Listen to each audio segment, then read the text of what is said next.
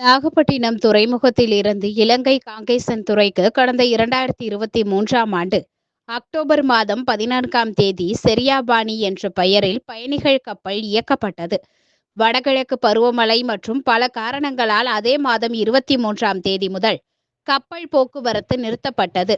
அதன் பின்னர் சுபம் என்ற கப்பல் நிறுவனம் மீண்டும் நாகப்பட்டினத்தில் இருந்து காங்கேசன் துறைக்கு சிவகங்கை என்ற பெயரில் கடந்த ஆண்டு ஆகஸ்ட் மாதம் 16ஆம் தேதி முதல் புதிய பயணிகள் கப்பல் சேவையை தொடங்கியது. 2 நாட்டு பயணிகளின் ஆர்வத்தால் சனிக்கிழமை தவிர வாரத்தில் 6 நாட்கள் 2 மார்க்கத்திலும் பயணிகள் கப்பல் இயக்கப்பட்டு வருகிறது.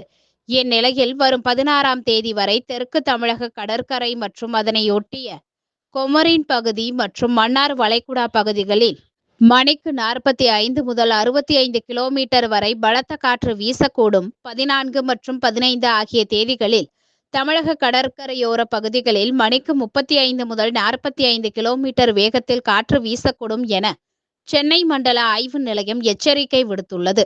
எனவே நாகப்பட்டினம் இலங்கை காங்கேசன் துறை இடையிலான பயணிகள் கப்பல் சேவை வரும் 18ஆம் தேதி வரை தற்காலிகமாக நிறுத்தப்பட்டுள்ளது.